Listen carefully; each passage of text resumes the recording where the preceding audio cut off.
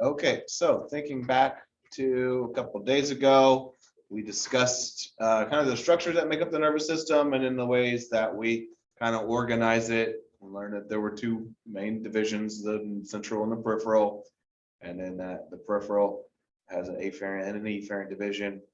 And then you can take the efferent division, separate it out into somatic, autonomic, and that's kind of what we left off talking sympathetic, parasympathetic, and enteric. What we're going to do now is talk about the functional cells of the nervous system, what we call neurons.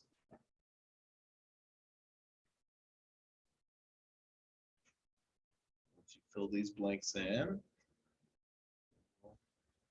Through and explain. Okay, neurons are described as excitable cells because they exhibit electrical excitability. So excitability is the ability to respond to a stimulus and convert it to an action potential, which is just a kind of fancier way to describe a nerve impulse. So a stimulus of some sort triggers a nerve signal, okay? A stimulus is any change in the environment strong enough to initiate an action potential. You know, it could be a chemical, like something that we smell or taste.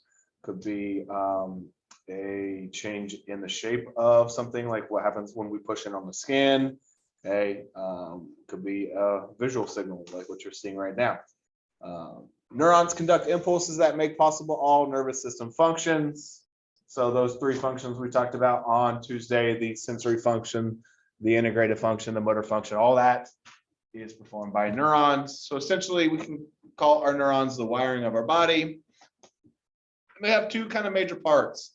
The cell body, which is what I call it, also goes by the term soma, and then nerve fibers. Okay, cell body is where you find the nucleus and most of the other organelles that we previously learned about.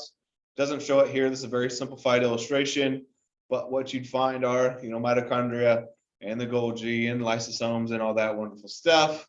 Okay, we can describe the cell body as the control center of the neuron. And its job is to create the action potential, essentially. Okay. The plasma membrane of cell bodies contain many small projections called somatic spines that serve as receptor sites, binding chemical messengers from other neurons. Or it doesn't always have to be from another neuron, it could be from something else. But basically, they respond to the stimulus, okay, and ultimately create the action potential. A nerve fiber is a general term for any neuronal process emerging from the cell body of the neuron. So it's just all of this branching off. So it includes these things called dendrites and this long, relatively unbranched structure called an axon. Okay. Dendrites look like bare branches of a tree extending from the cell body, and they are the primary site for receiving signals from other neurons. That's an important phrase or sentence in there. This is how cells are able to communicate with one another. When a signal is transmitted from one neuron to the next, the dendrites are where that signal is picked up generally. Okay, the plasma membrane of dendrites contain numerous receptor sites for binding chemical messengers from other neurons. These are called dendritic spines. So dendritic spines are on dendrites, somatic spines are on cell bodies. Okay, but those are not pictured here. It's just where a signal can come in and stimulate the neuron. Okay, the axon is, or also goes by just the term nerve fiber, are cylindrical and relatively unbranched fibers that conduct nerve signals to points remote from the cell body, which can be super, super far. You know, for example, when you tickle the bottom of your toes, okay, you're going to be stimulating the dendrites and cell body of neurons in your toes, but then that nerve signal is going to travel by way of an axon all the way up your foot, into your leg, and then even all the way to your spinal cord. So an axon can be very long, and it kind of looks like this is like disconnected here. What they've done is they can't draw it to scale because the axon would run all the way out the slide. So they've just kind of cut it. And so an axon can be super, super, super long. Okay. It extends from a tapered portion of the cell body called the axon hillock, which is just where the cell body kind of skinnies up and becomes the axon. Not shown here, but right in this general area is what we call the trigger zone. Okay, and this is exactly what its name implies, where nerve impulses arise or are triggered. Okay, to the junction of what's called the axon hillock and the initial segment. Okay, I'm not really going to get into what the initial segment is. Just know that trigger zones where nerve impulses arise. Now, in some axons, not all of them, you will find right angles to them. These are one of the rare instances where there's a branch with an axon. What we call these are axon collaterals, okay? And they enable an action potential to take a right turn, okay? And that's something that we'll kind of see when we talk about signals coming out of the spinal cord and then going up these chains that we find on both sides of the spinal cord. But this illustration just kind of cut off right here. All that you see connected in this direction would also be connected in this direction. Okay. Now, these things that are at the back, the bottom, excuse me, of the axon are called axon terminals. Also go by the term telodendria, and they're small branches at the distal end of the axon, terminating as a synaptic knob or synaptic end bulb, which is what this boxed in structure is showing you. Each of these branches comes to a fattened end. That's what a synaptic end knob or end bulb or whatever you want to call it is. And this is where we store neurotransmitters, which are chemicals that can then be released that stimulate another neuron or even a muscle cell if you wanted to contract or relax a gland cell to secrete or stop secreting. We'll get into all that. Just kind of wanted to give a background on the structural makeup of a neuron. Now, speaking of structural, let's talk about the structural classification of neuron, or classifications, because there's 3 of them.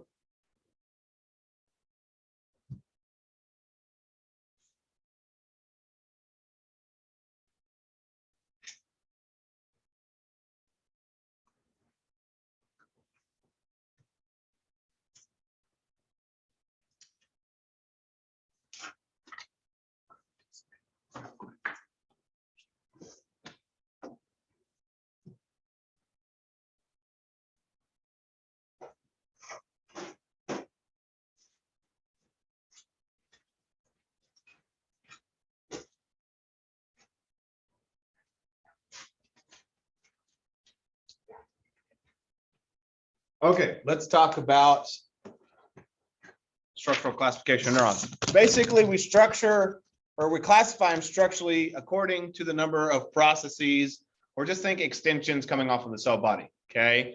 The most common type are this type, the one that we just talked about, what we call a multipolar neuron, which has more than 2 extensions, okay? So here's your cell body. Anything coming off of it is an extension or process, and you've got a whole bunch of dendrites and 1 axon, okay?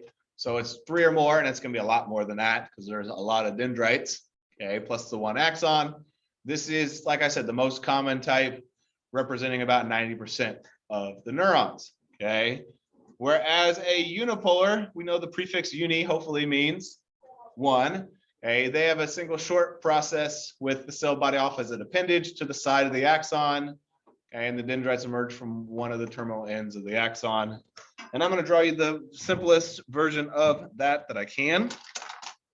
And I will do that now. So let me pull my document camera up. It's kind of like a stick figure here that I'm going to draw. So here's our multipolar. Got your cell body, a whole bunch of dendrites, 1 axon, and then those axon terminals. Okay.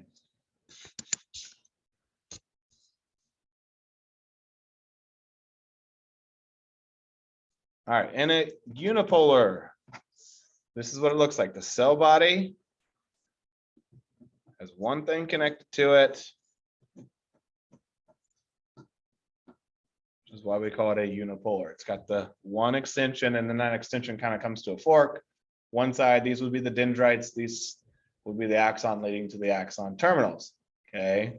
The final type, I'll just go ahead and draw them up, called bipolar neurons. They have 2 extensions, because we know bi means 2. And so the cell body is in between the 2 extensions. Here are the dendrites. Here will be the axon leading the axon terminals. So that's an easy, simple illustration of the 3 types, okay? Now, both of these 2 kind of work in the same way, and that their job is to carry signals into the brain and spinal cord, okay? They are going to carry sensory signals. So like when you're itchy, when you're hot, when you're cold, okay? What you see, what you hear, okay? It's going to be one of these two types of neurons. Okay. Generally, if we're talking about a sensation and a sensory signal, we would be using unipolar neurons because these are much more common than bipolar neurons, which are very rare, as it states. Okay. We only have these in kind of a few special places: our eyes, our ears, and our nose. And they're associated with those special senses. Eyes, obviously, we'd be talking vision. Ears, we'd be talking about hearing, but also equilibrium, because that also involves your ears. And then your nose, we all know that's obviously going to be smell. So if you're smelling something, you're seeing something, you're using bipolar neurons. Whereas if it's any other sensory signal, the neurons involved with that would be a unipolar neuron. Now, I'm kind of already getting ahead of myself and talking about the 3 functional classifications of neurons.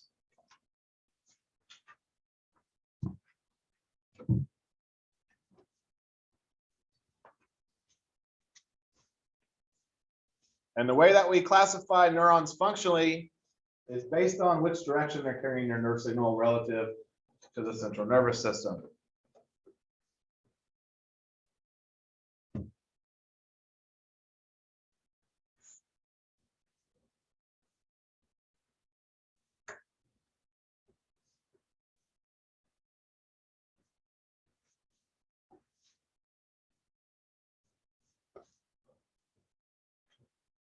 You guys might recognize these terms because we actually used them the other day. If I go all the way back to this slide, we said that the sensory function was performed by sensory or afferent neurons. We said the integrated function performed by association interneurons.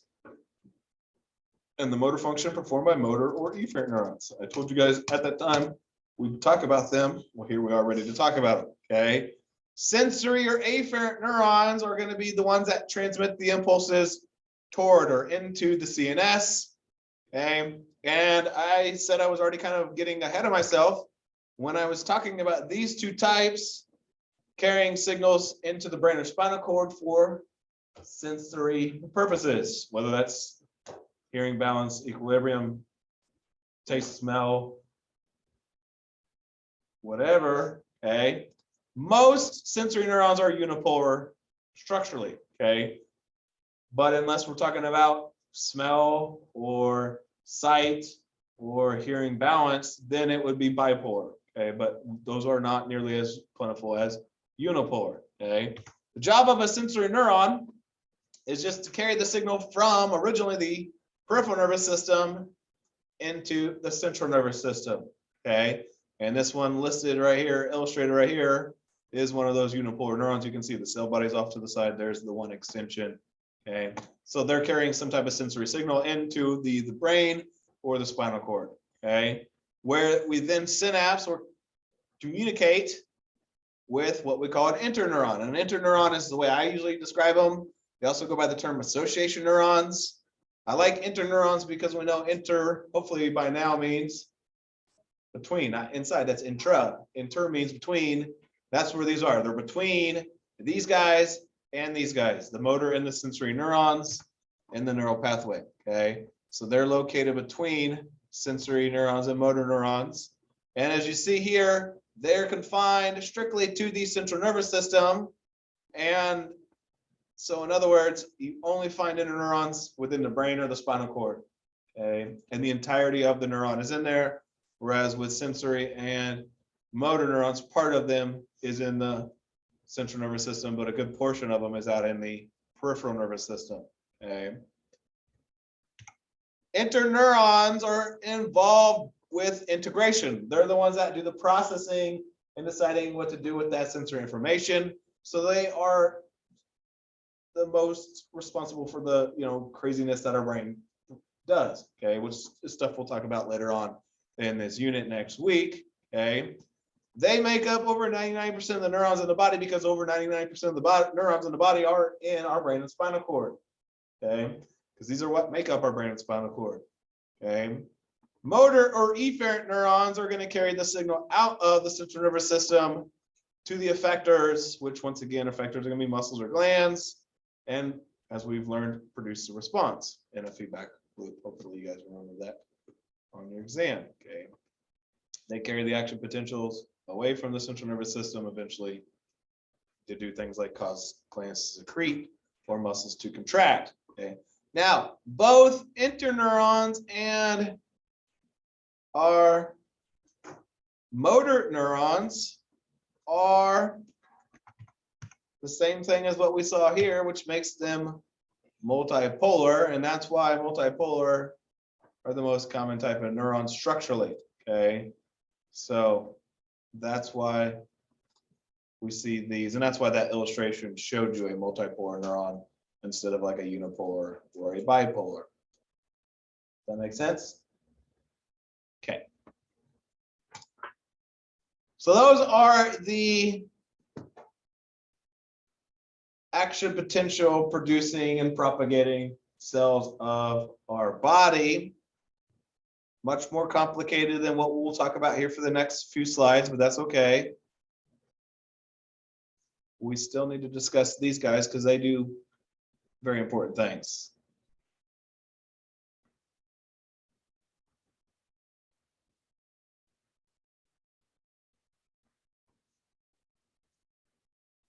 We call these cells neuroglia or just glia or glial cells. And they are described as non-excitable, which means that they don't create action potentials. They don't send signals, okay? But they support those neurons that do.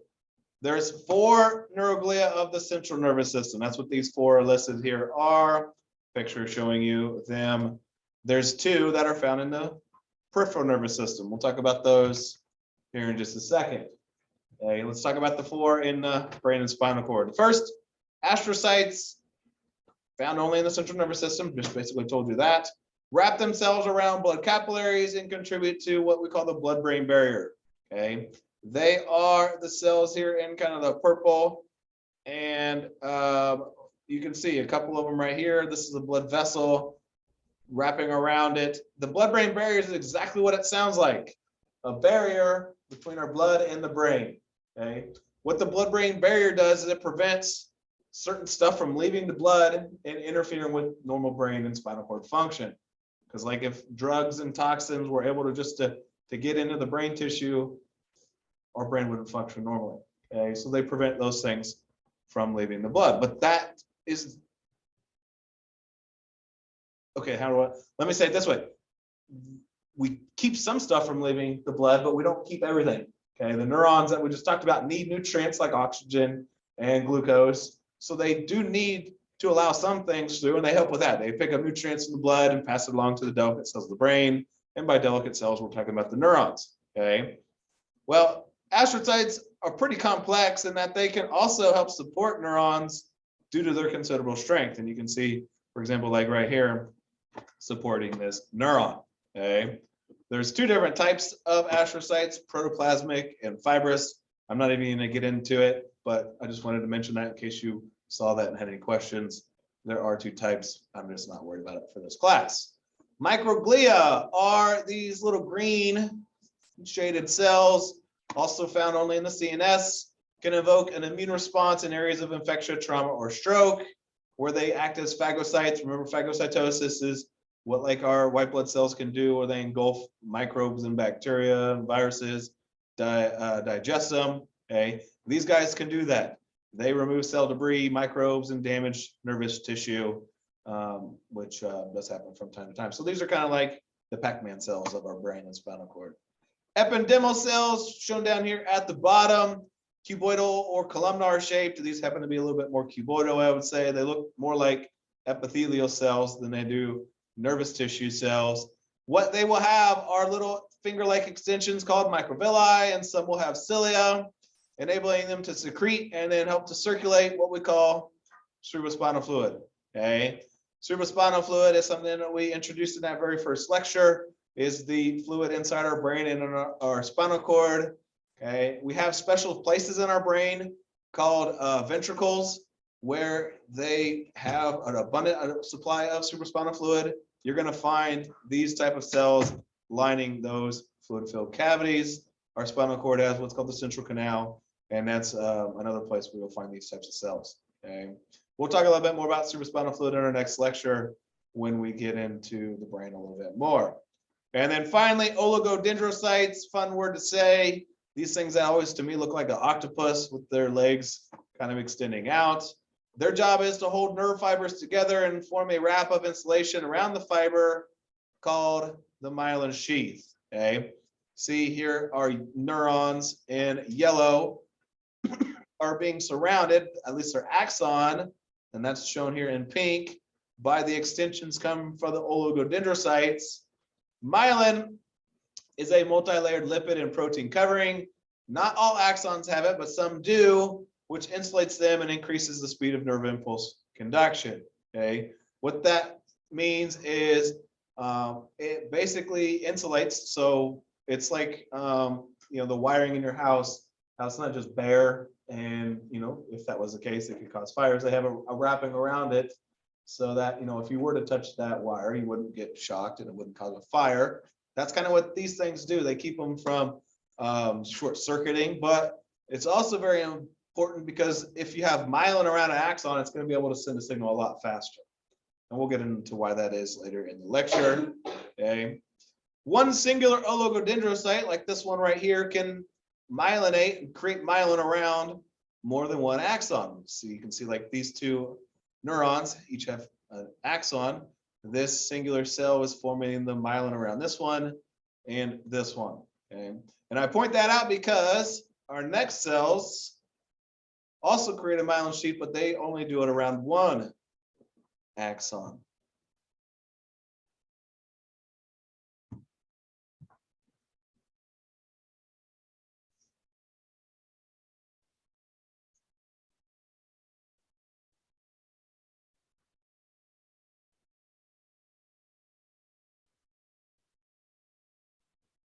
Okay, so these are the two that are found strictly in the peripheral nervous system, so not inside the brain or spinal cord.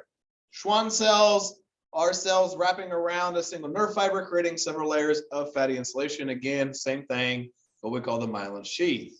As I already told you, it acts to protect the nerve fiber, electrically insulate them from one another, and increase the speed of nerve impulse transmission. Okay, so they do exactly the same thing as what these cells that look like an octopus do, except Schwann cells only wrap around a single nerve fiber. So they can only form the myelin sheath around one axon. They don't myelinate multiple axons. Okay. Now, what's really amazing about these, their outer layer, what we call the neurolemma, is essential to regenerating injured nerve fibers. So if a neuron's axon becomes damaged, this Schwann cell can help repair it. Okay, this is much more easily accomplished because of these Schwann cells, which is why if you have neuron damage like in the central nervous system, so like brain or spinal cord damage, it's generally permanent, whereas in the peripheral nervous system, if you have nerve damage, the Schwann cells can help repair that. So axon regeneration much more easily accomplished in the PNS than in the CNS. Now, both myelin in the neurons of our central nervous system and our peripheral nervous system, if I go back to this picture, we see, and I kind of pointed out, in yellow is the neuron, and pink here is the myelin. We notice, hopefully, at least I will point it out if you haven't already, that there's little yellow spots which represent places where the axon is not myelinated. Okay, we call those nodes of Ranvier. Okay, and it's a microscopic gap. Okay, and this is where an axon potential jumps down the line of an axon, down the length of an axon, and that's why signaling speed is so fast when you're dealing with an axon that has myelin around it. Okay, a nerve signal can jump like, think of it like a rock skipping on water from node to node, so it skips big segments of an axon at a time, and that results in nerve signaling traveling at insane speeds, like 200 plus miles an hour in some cases. Okay. We call this process saltatory conduction, and we'll talk more about that later in the lecture. Okay. There are another type of neuroglial cells in the peripheral nervous system. We don't really talk too much about these, but they wrap around the cell body of the neuron. Remember, that's where the nucleus is. We find them in the PNS ganglia in order to support neurons. And their job is just to help regulate the exchange of material between the neurons' cell bodies and the interstitial fluid surrounding it.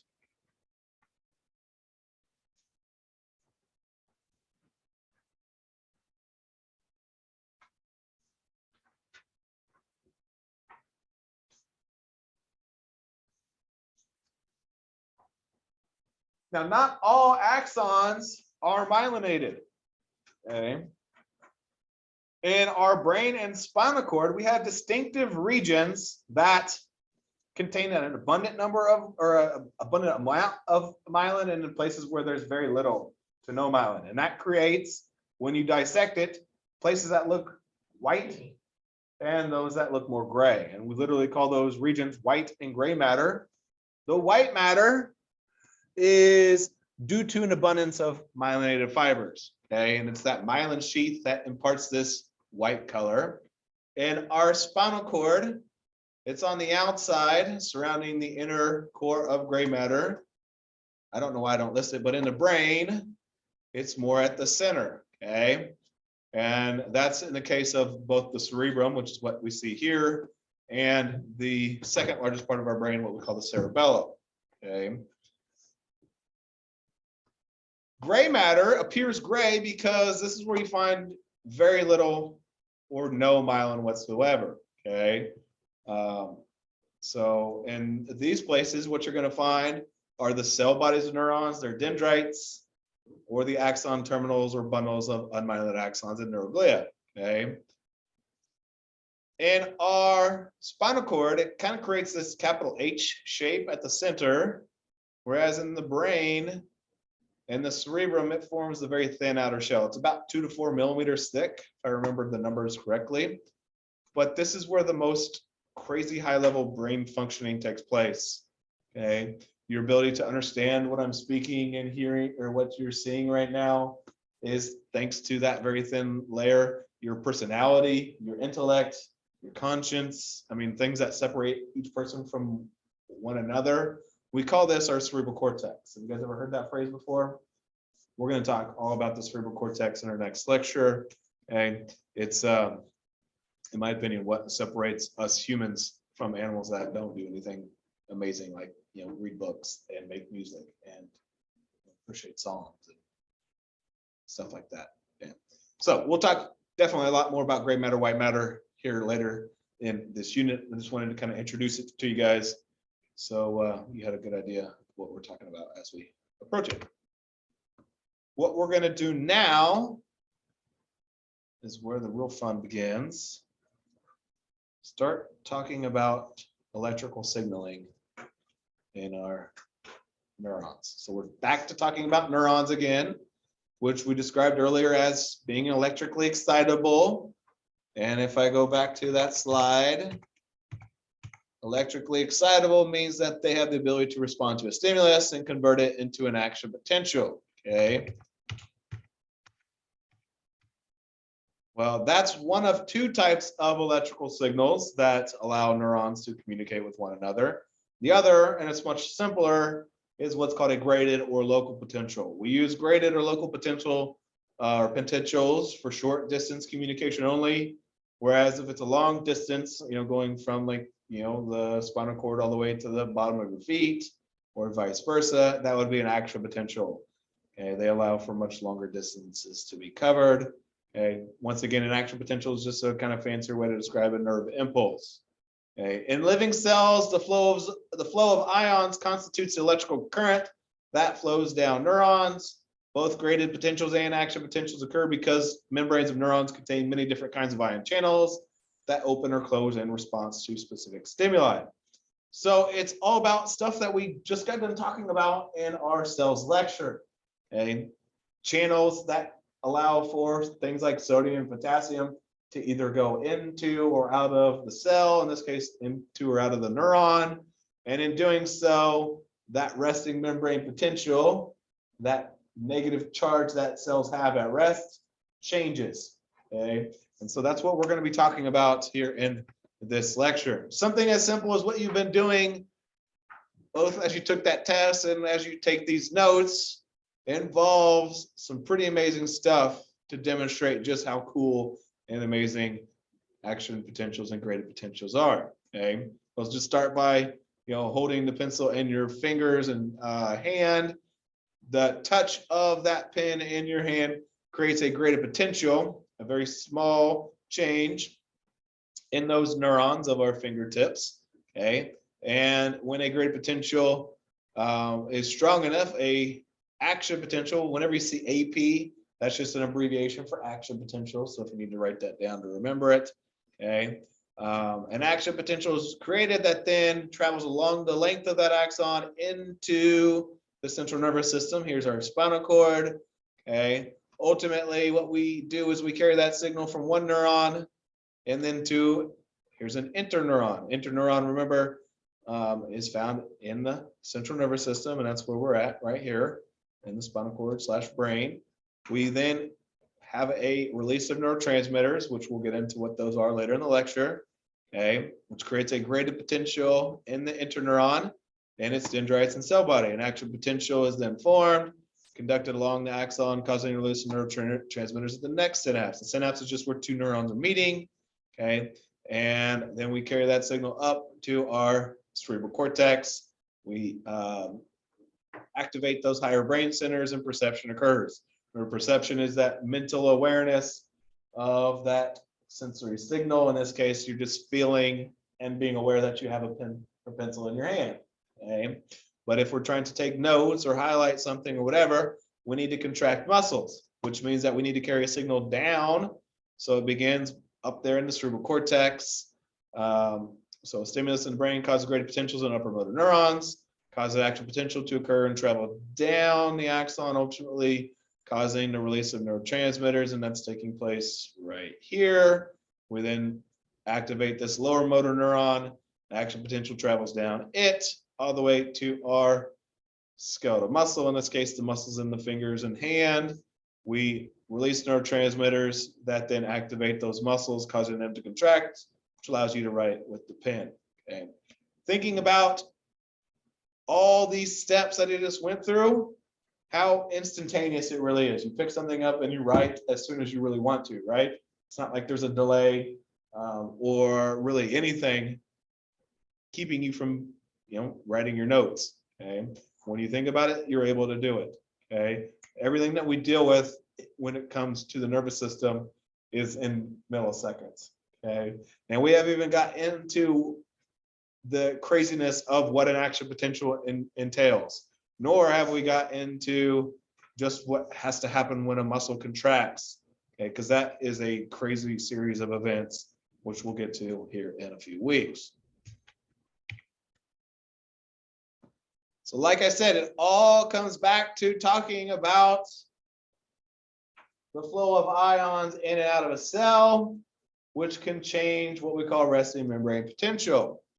A resting membrane potential is the excess negative charge of the cytosol of a resting or unstimulated cell.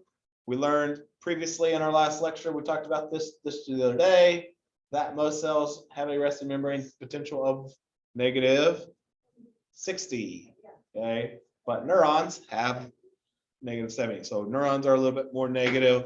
Okay, and that's because we've got quite a bit of negative ions compared to positive ions in the cytosol compared to the extracellular fluid. Okay, the following, and they're illustrated here on the right, are ion channels that can open, allowing specific ions to move across the plasma membrane down their electrochemical gradient. So from high to low, and the flow of these ions through these I should say ion channels, can result in a change in the resting membrane potential of a neuron. So you might want to rephrase that: through these ion channels can result in a change. Okay, leakage or just leak or non-gated channels are just like open doorways that actually are open and closed. They kind of just randomly open up and close. We find them in the dendrites, the cell bodies and axons of all types of neurons. Here we show a potassium one where it's closed and then open. Okay.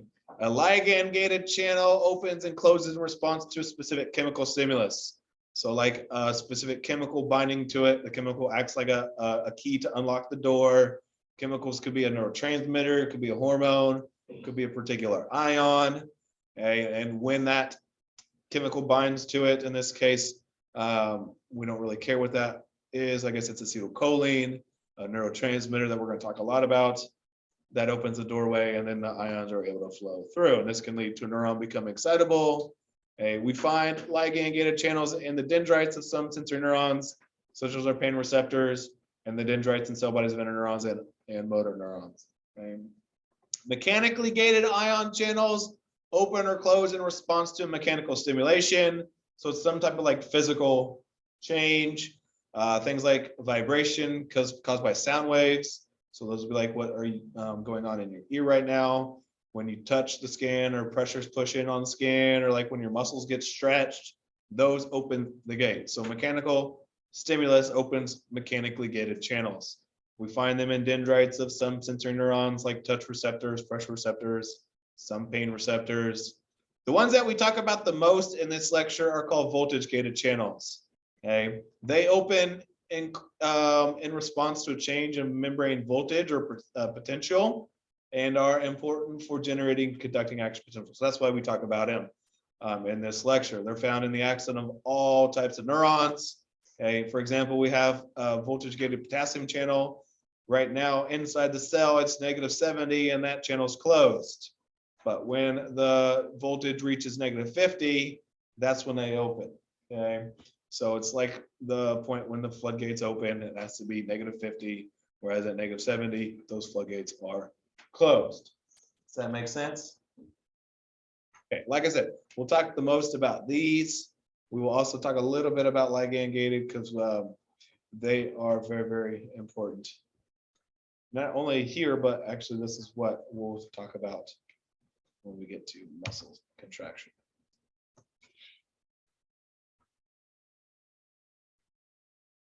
All right, I think I'm going to stop here.